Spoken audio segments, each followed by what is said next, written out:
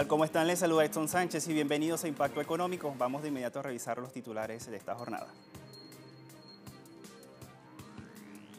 En Puerto Rico hay tensión entre la Junta de Control Fiscal impuesta por Washington y la gobernadora Wanda Vázquez por el plan de reestructuración de la deuda de la isla. En breve, detalles.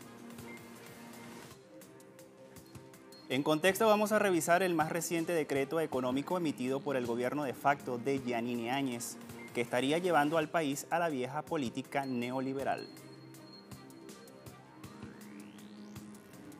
Y el primer ministro de Reino Unido, Boris Johnson, puso en marcha la construcción de una línea ferroviaria.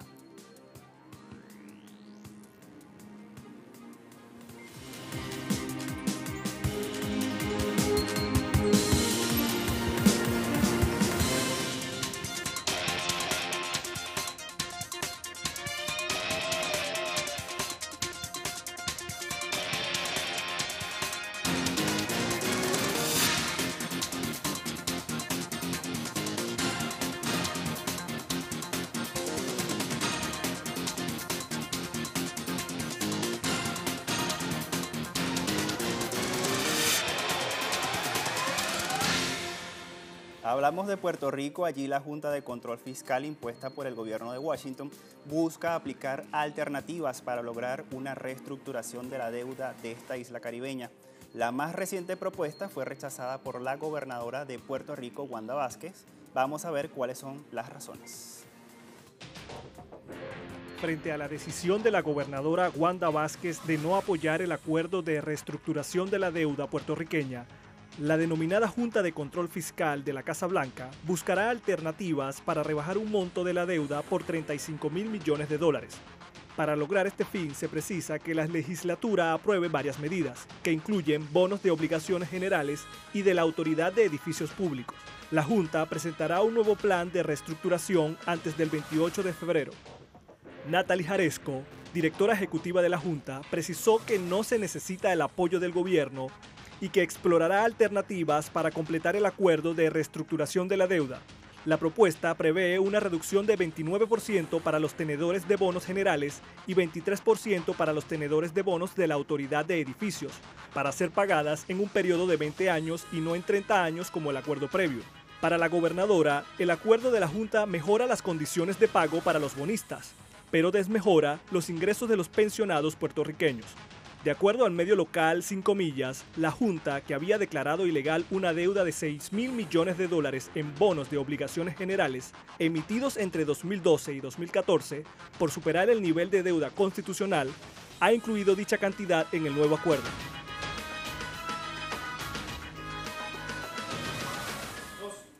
El Ministerio de Infraestructura de Brasil anunció un plan de inversiones para ampliar la red ferroviaria de este país en los próximos 5 años. El total de recursos previstos por el gobierno asciende a $30.000 millones o los $7.000 millones. Esto es el equivalente. Las autoridades afirman que los recursos deben salir de concesiones. En 2019, el Ejecutivo brasileño firmó un primer contrato de concesión a la iniciativa de una línea en la ferroviaria norte-sur. En este 2020 están previstas concesiones de la vía de integración oeste-este y Ferrogranos, un proyecto que ayudará a exportar la cosecha de la región centro-oeste por el norte del país. Asimismo, el gobierno pretende cambiar la legislación para permitir el régimen de autorización ferroviario y darle más libertad al régimen de concesión.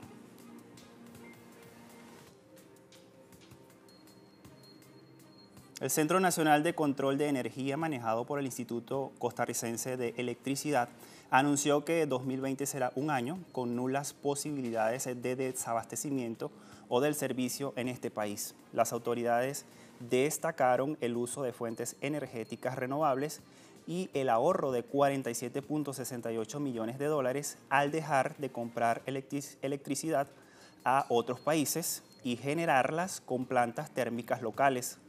El país tiene cubiertas sus necesidades de generación y esto significa que se ha logrado gracias a la incorporación de las Pailas 2 el año pasado y que servirán para el transcurso de la temporada de sequías, lo que permitirá optimizar recursos renovables como agua, viento, sol y biomasa.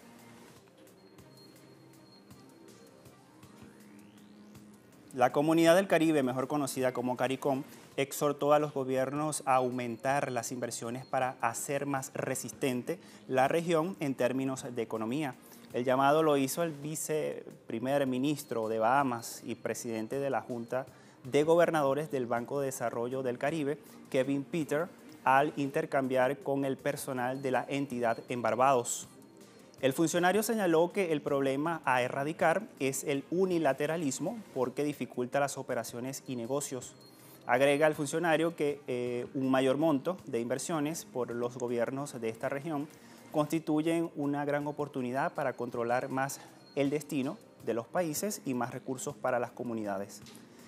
También indica que las inversiones deben ser inteligentes, que originen beneficios y mayores oportunidades para las economías caribeñas.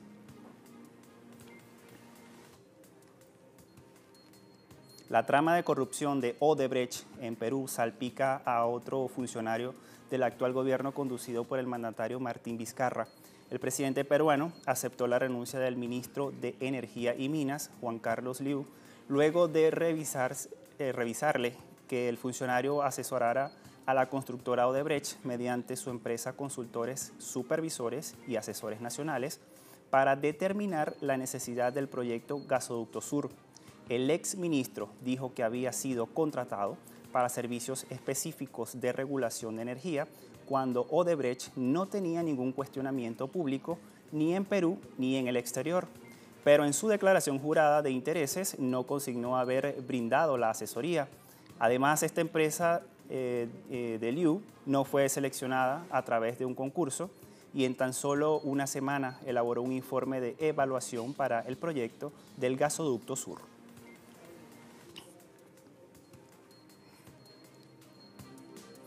Es tiempo de hacer nuestra primera pausa. Al regreso hablamos de Bolivia. No se aparte, manténgase en nuestra sintonía.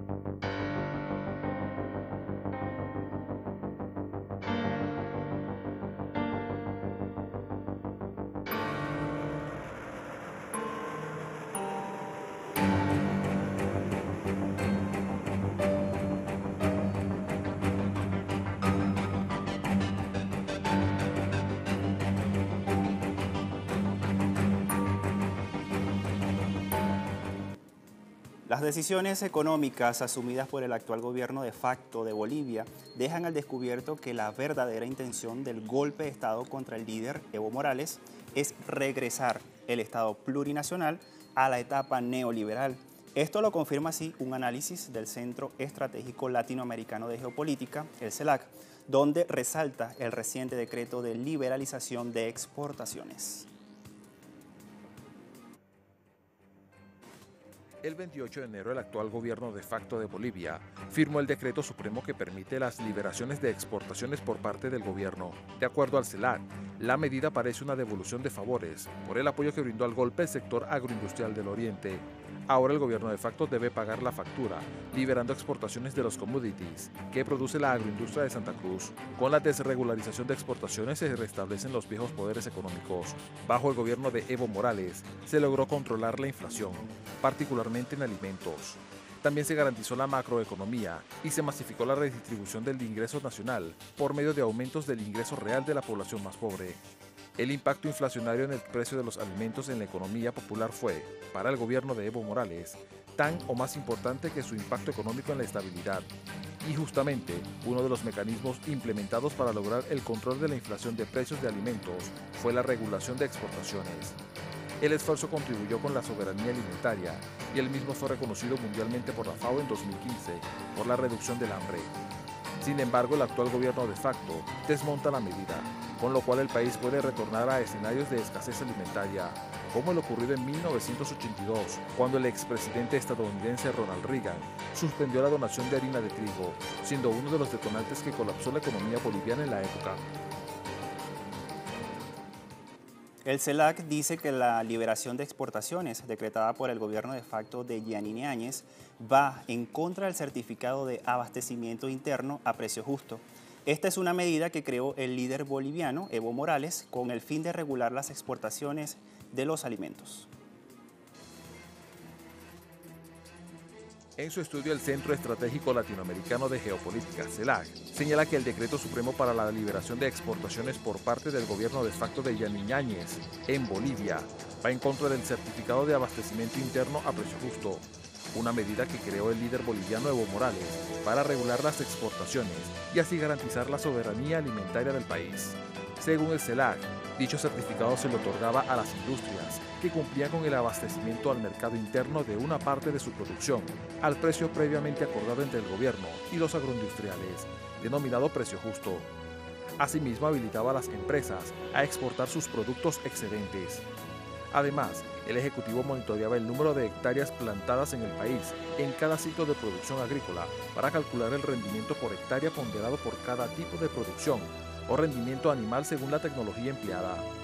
Con base a los costos de producción, se discutía el denominado precio justo, que adicionaba a los costos de producción. Generalmente, un 15% por concepto de utilidades empresariales de la agroindustria. La puja entre el gobierno y productores estaba en la definición de una ganancia que se alejara de una estructura oligopólica y, al mismo tiempo, garantizar un buen funcionamiento de la iniciativa privada y así evitar la inflación de los productos alimenticios. Y aquí es importante decir que cuando el gobierno de Evo Morales reguló las exportaciones, surgieron críticas por parte del sector agroindustrial de Santa Cruz. De acuerdo con la agroindustria exportadora boliviana, la venta de productos en el mercado interno a precio regulado no era incentivo para la producción y vaticinaban una gran disminución de la producción de aceite de soya, azúcar, arroz y maíz. Sin embargo, la producción de esos alimentos fue mejorando y también su exportación.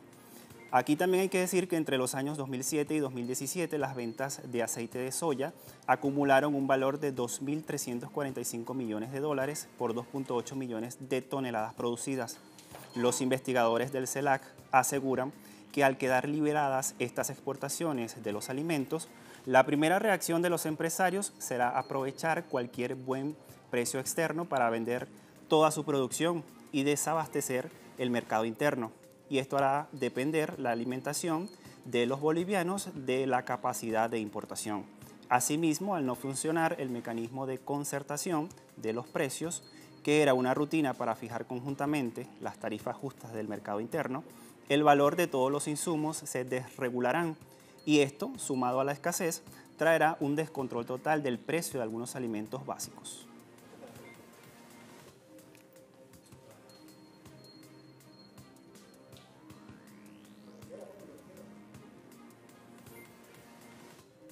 Hacemos una segunda pausa, al regreso hablamos del Reino Unido.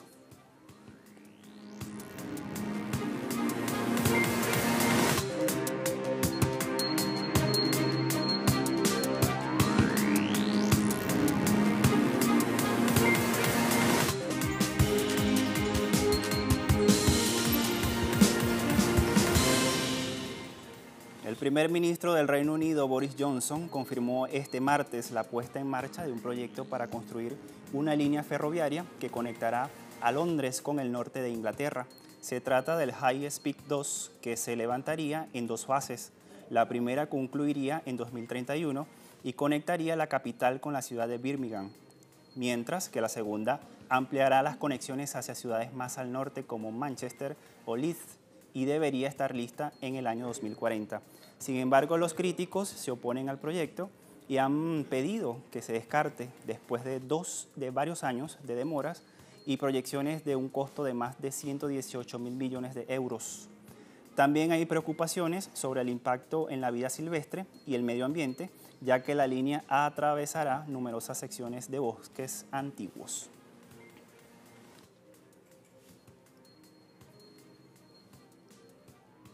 La aerolínea italiana Air Italy aprobó este martes su liquidación por graves problemas financieros.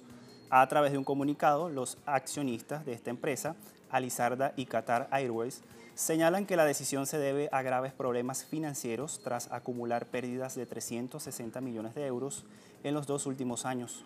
Esta noticia ha sido rápidamente criticada por la ministra de Transporte, Paola De Micheli, quien ha pedido una reunión urgente con los directivos de esta compañía.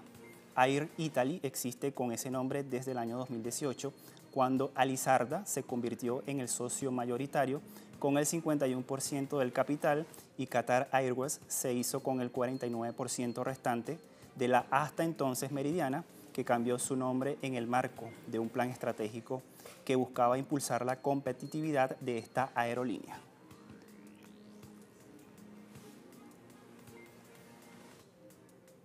El coronavirus podría afectar el turismo y las exportaciones de Vietnam. De acuerdo con el Departamento General de Estadísticas de este país, en el primer trimestre de este año, el número de los visitantes extranjeros solo rondará los 644.000, una reducción de más del 55% respecto al mismo lapso de 2019. La entidad pronosticó que si la epidemia del síndrome respiratorio agudo causado por el virus dura hasta marzo, las pérdidas ascenderán a unos 2.300 millones de dólares por el no arribo de turistas foráneos.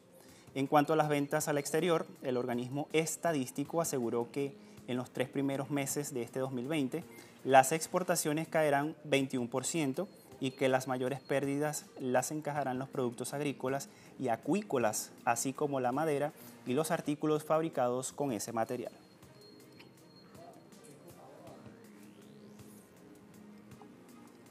El crecimiento de la población en Egipto preocupa al gobierno de ese país, quien alega que los gastos en educación, salud y otros se verán afectados. La población de Egipto alcanzó este martes los 100 millones de habitantes, según con el contador digital de la Agencia Oficial de Estadísticas CAPMAS, que contabiliza en tiempo real los nacimientos y defunciones al estar conectado directamente a todas las oficinas de registro civil del país. El Ejecutivo señala que el aumento poblacional es uno de los mayores desafíos que enfrenta la nación norafricana. El problema de la población es uno de los mayores desafíos que enfrenta Egipto. Es tan importante como el de terrorismo que sufre la comunidad. Debido a este rápido aumento de la población, cualquier desarrollo no resistirá y cualquier proyecto económico será inútil. Por su parte, la ministra egipcia de Planificación y Desarrollo Económico de Egipto, Hala Al-Said, indica que el incremento de la población afecta a la parte individual de los gastos en educación, salud, vivienda y transporte. En Egipto, casi 1 de cada 3 personas vive por debajo del umbral de la pobreza, según las cifras de CAPMAS publicadas el año pasado. Asimismo, dicha institución devela que la tasa de desempleo es de aproximadamente del 10% y millones llevan vidas precarias, a menudo sin protección social en la economía informal. Sumamos a esta información, el intercambio comercial entre Rusia y España registró un aumento el año pasado.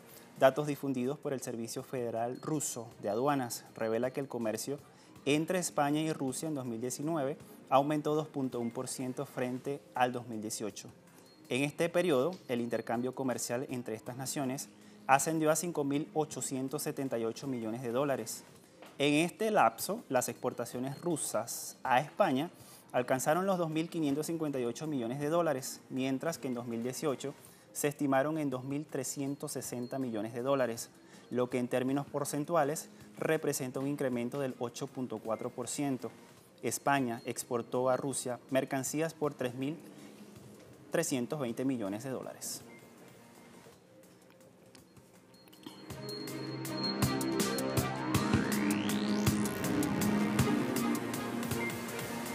Sumamos de inmediato los precios del petróleo en la jornada de este martes. WTI marca $49.90 el barril y tiene un alza de 0.67%. Vamos ahora a revisar la referencia del Brent, que se ubica en $54.11 el barril y subió $1.84. Vamos a revisar ahora la relación para el crudo venezolano, que se ubica en 322.57 yuanes y tiene una baja de 31.8 yuanes al cierre de la semana pasada. Con estos indicadores llegamos al final de Impacto Económico. Soy Edson Sánchez. Muchas gracias a todos.